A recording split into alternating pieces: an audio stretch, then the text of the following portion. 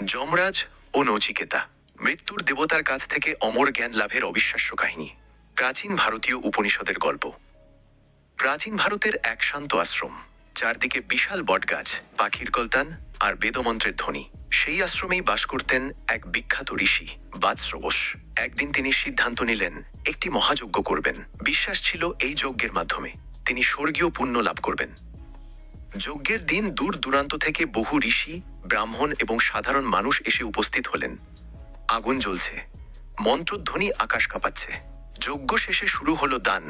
কিন্তু দানের সময় বাদশ্রবস এমন সব বৃদ্ধ, দুর্বল ও দুধ না দেওয়া গরু দান করতে লাগলেন, যাদের আর কোনো মূল্যই ছিল না।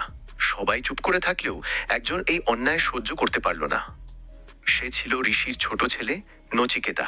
ছোট হলেও তার হৃদয়ে ছিল সত্যের প্রতি অগাধ ভালোবাসা। সে ভাবল, যে দান মানুষের কোনো উপকারেই আসে না, তা কি সত্যিই পুণ্য হতে পারে? সে বাবার কাছে এসে বিনয়ের সঙ্গে জিজ্ঞেস করল, বাবা, আপনি এই সব সম্পদ দান করছেন, কিন্তু আমাকে কাকে দান করবেন? বাবা কোনো উত্তর দিলেন না। নচিকেতা আবার একই প্রশ্ন করল, বাবা, আমাকে কাকে দান করবেন? দ্বিতীয়বারও কোনো উত্তর এলো না। তৃতীয়বার প্রশ্ন করতেই বাদশ্রবস রাগে ফেটে পড়লেন। তিনি চিৎকার করে বললেন, তোমাকে আমি মৃত্যুর দেবতা যমরাজকে দান করলাম। মুহূর্তেই চারপাশ নিস্তব্ধ হয়ে গেল। রাগের মাথায় বলা এই কথাই নচিকেতার জীবনের মোড় ঘুরিয়ে দিল।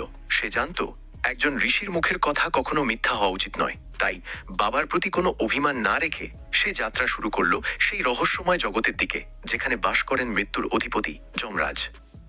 দীর্ঘ পথ, অজানা অন্ধকার, ভয়ঙ্কর নীরবতা। অবশেষে নচিকেতা পৌঁছালো যমরাজের বিশাল প্রাসাদের সামনে।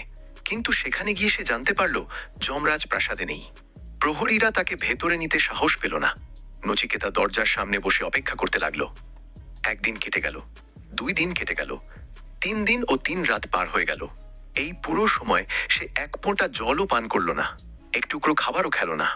ক্ষুধা তাকে দুর্বল করছিল, কিন্তু তার মন ছিল পাহাড়ের মতো দৃঢ়। অবশেষে 3য় দিনের শেষে যমরাজ ফিরে এলেন।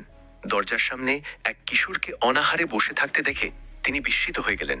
সব ঘটনা জানার পর যমরাজ গভীরভাবে লজ্জিত হলেন। তিনি বললেন, বৎস, আমার গৃহে একজন অতিথি 3 দিন অনাহারে অপেক্ষা করেছে।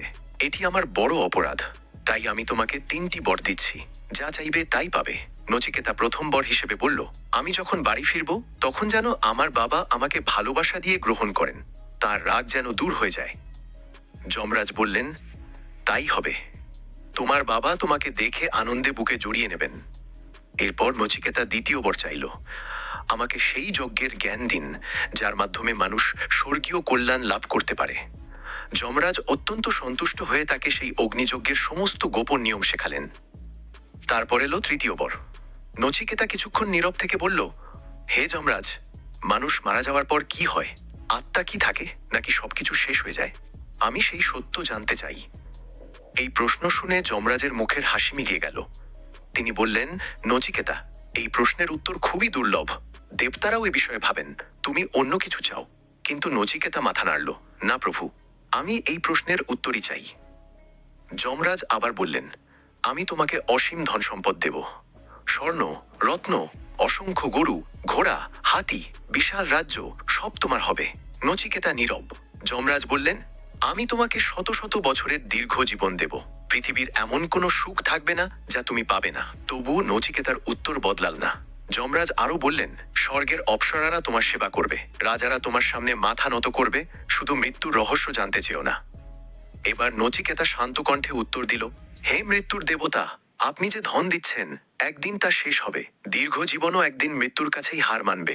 সৌন্দর্য নষ্ট হবে, ক্ষমতা শেষ হবে, রাজত্ব বিলীন হবে। কিন্তু আমি এমন কিছু চাই যা কখনো শেষ হবে না। আমি জানতে চাই সেই সত্য যা মৃত্যুকে অতিক্রম করে।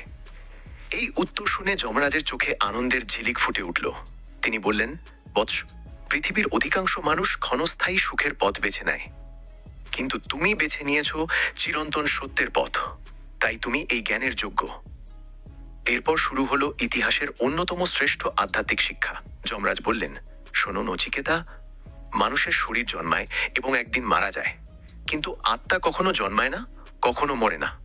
আগুন তাকে পোড়াতে পারে না, জল তাকে ভেজাতে পারে না, বাতাস তাকে শুকাতে পারে না, অস্ত্র তাকে কাটতে পারে না। আত্মা চিরন্তন, অবিনশ্বর এবং অমর। তিনি আরও বললেন, মানুষের ইন্দ্রিয় তাকে বাইরের জগতের দিকে টেনে নিয়ে যায়, তাই সে সত্যকে দেখতে পায় না। কিন্তু যে নিজের মনকে নিয়ন্ত্রণ করে, লোভ ত্যাগ করে এবং আত্মাকে উপলব্ধি করে, সে জন্ম মৃত্যুর বন্ধন থেকে মুক্ত হয়।